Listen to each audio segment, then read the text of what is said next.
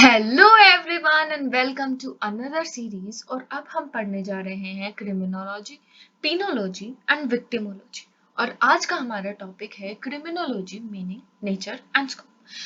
अब मैंने क्या किया, मैंने एक नई ट्रिक अप्लाई करके देखी जिसमें मैं जो भी टॉपिक्स, जो भी आंसर्स अटेम्प्ट करती हूँ उनको एक पोइटिक वे में करती हूँ। तो इसीलिए बस उसी को फॉलो करते हुए मैंने यहाँ कुछ लाइन्स ऐड की हुई है। तो क्रिमिनोलॉजी के लिए मैंने लाइन ऐड की है कि it is not humanity in criminal but criminality in human being which needs to be curbed by the criminal justice administration. अब हम मूव ऑन करते हैं to the meaning of criminology. Criminology दो word से बना है, crime that is Latin word जिसका मतलब है क्राइम और नेचर ऑफ क्राइम, और लोगोस ग्रीक वर्ड जिसका मतलब है साइंस और स्टडी। तो इसीलिए क्या हुआ, study of nature of crime हो गया। अब प्रोफेसर कीपर जो है वो डेफिनेशन देते हैं that it is the study of correction, ठीक करना जो है, पॉलिसीज लेके आना, लॉज लेके आना, प्रिजन से रिलेटेड, उनकी ट्रीटमेंट से रिलेटेड, प्रिवेंशन, प्रिवेंट करना कि कोई क्राइम जो है वो करे ही ना, एंड कॉजेशन कि क्राइम क्यों हुआ है ऑफ क्राइम। अब क्राइम क्या है, क्राइम की डेफिनेशन है प्रोहिबिटेड बाय लॉ, लॉ ने प्रोहिबिट करा है, plus unacceptable to the society. एक जनरल डेफिनेशन मैंने यहाँ कोट कर दी कि लॉ ने प्रोहिबिट करा है और सोसाइटी भी एक्सेप्ट नहीं करती है। तो it studies criminals and derived manner of social integration and rehabilitation in the society, कि criminals को पढ़कर social integration, उनको जो society है उसकी मेन स्ट्रीम में वापस लेके आना, और rehabilitation जो है उनको प्रोवाइड करना। बहुत सारे जो रिफॉर्मेशंस है वो मिड 20th में आते हैं, जैसे कि ओपन जेल हो गई, हमारे पास पेरोल हो गया, और नए नए जैसे जैसे क्राइम्स आ रहे हैं, organise crime, white collar crimes, ठीक है, साइबर क्राइम्स, और नए नए क्राइम्स के साथ आ रही हैं हमारे पास नए नए तरीके ऑफ प्रिवेंशन। ये सब हम पढ़ते हैं क्रिमिनोलॉजी में। अब क्रिमिनल साइंस में क्या आता है, क्रिमिनोलॉजी, पीनोलॉजी। क्रिमिनोलॉजी हमने पढ़ा कि क्या है, क्राइम, उसका प्रिवेंशन, करेक्शन और कॉजेशन। पीनोलॉजी में क्या है, ट्रीटमेंट, पनिशमेंट, प्रिवेंशन और कस्टडी। और क्रिमिनलिस्टिक्स क्या है कि जो भी हमने क्रिमिनोलॉजी और पीनोलॉजी से जो भी हमने निकाला है उन सबको इम्प्लीमेंट करना थ्योरी ऑफ क्रिमिनोलॉजी किस पर, सोसाइटी पर। ठीक है, अब क्रिमिनोलॉजी भी आगे दो एस्पेक्ट में है, बायोलॉजिकल एस्पेक्ट कि कैसे कॉजेशन होती है, क्या क्या हमारे बायोलॉजिकल रीजंस होते हैं, फिर सोशियोलॉजिकल कैसे जो सोसाइटी है और जो एनवायरनमेंट है वो कैसे इम्पेक्ट डालती है। अब हम नेचर पढ़ते हैं, it is not a science, क्योंकि साइंस का मतलब है कि स्टेबल प्लस यूनिवर्सल, पर ह्यूमन बिहेवियर तो हम कभी भी, ना तो वो स्टेबल है और ना ही हम कभी उसको गेस कर सकते हैं कि कैसा होगा। पर जो क्रिमिनोलॉजी है उसमें ना तो स्टेबिलिटी है ना यूनिवर्सल एप्लीकेशन है, पर हम जो है कुछ फंडामेंटल्स ड्रॉ कर सकते हैं फिर भी बिहेवियर के बेसिस पर, और वही फंडामेंटल्स हमारे क्रिमिनोलॉजी में आते हैं। ठीक है, अब इसके नेचर से रिलेटेड हम और बातें करेंगे कि क्या क्या इसके नेचर में इंक्लूडेड है। सबसे पहले ये इंटरडिसिप्लिनरी है। इंटरडिसिप्लिनरी है मतलब बहुत सारी अप्रोच हैं, green criminology, feminist criminology, sociological criminology, ये सब हम अपनी अगली वीडियोस में पढ़ने वाले हैं।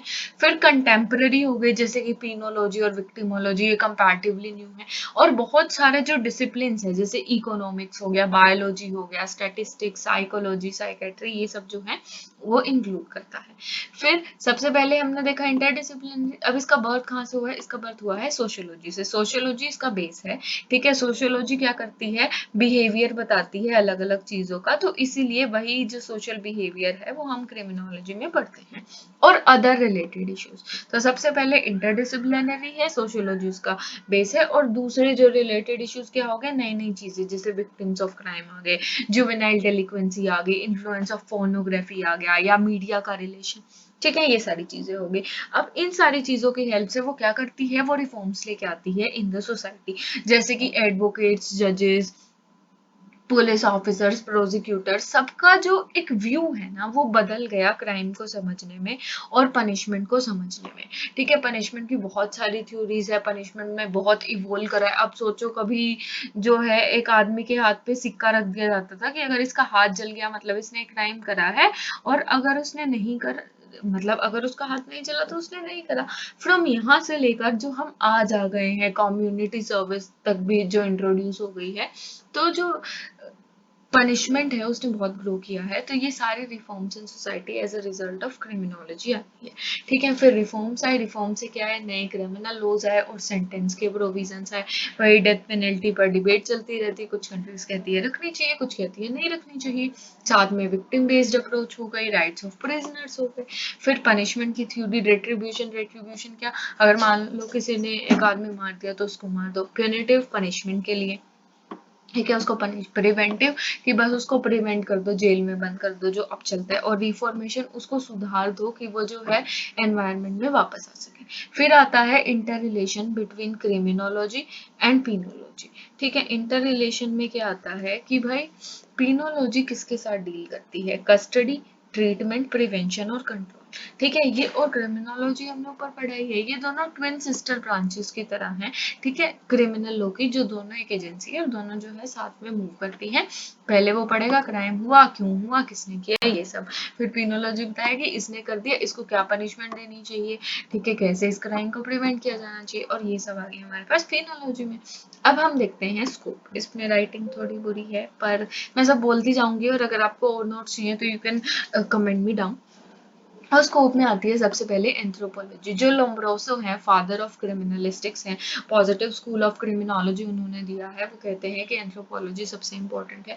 फिर पीनोलॉजी और विक्टिमोलॉजी, मैंने बताया कि पीनोलॉजी जो पनिशमेंट का एस्पेक्ट है उससे डील करती है, और विक्टिमोलॉजी, विक्टिमोलॉजी के लिए एक स्टेटमेंट है कि पहले हम कहते थे कि लेट 100 अक्यूज्ड गो फ्री, मतलब 100 फ्री हो जाए but not one innocent be convicted. पर अब हम कहते हैं कि अगर 100 अक्यूज फ्री कर दिए तो उनकी जो विक्टिम्स है जिनके साथ उन्होंने गलत किया है उसका क्या होगा।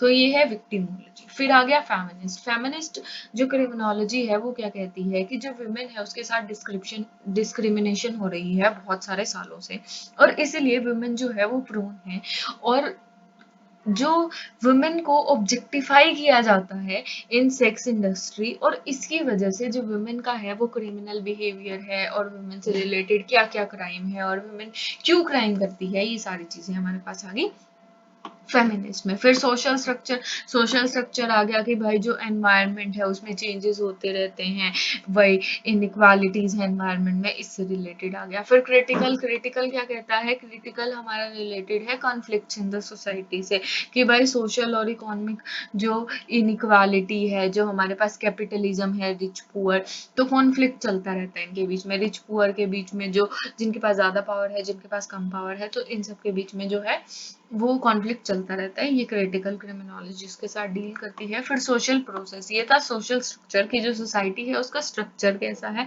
और ये है सोशल प्रोसेस। सोशल प्रोसेस की भाई हमने बचपन से हम किस किस, हमारी फैमिली कैसी थी। ठीक है, अब कुछ लोगों की ब्रोकन फैमिलीज होती हैं या बहुत सारे कॉन्फ्लिक्ट्स होते हैं, उन्हें सही से केयर नहीं मिलती।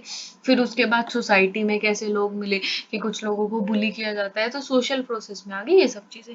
फिर पॉलिटिकल क्रिमिनोलॉजी। पॉलिटिकल क्रिमिनोलॉजी में क्या आ गया कि जो क्राइम है उसका इम्पैक्ट हम देखेंगे। अब देखो, जो पॉलिटिकल क्रिमिनोलॉजी है वो डील करती है कि सोशल और पॉलिटिकल मेजर्स कैसे होंगे, कि भाई एक पार्टी है, अगर मान लो उसके फेवर में कोई लॉ है तो वो उसको हटा देती है, कभी कभी ऐसा बिल पास कर देती है मेजोरिटी पार्टी, तो ये सारी चीजें आ गई।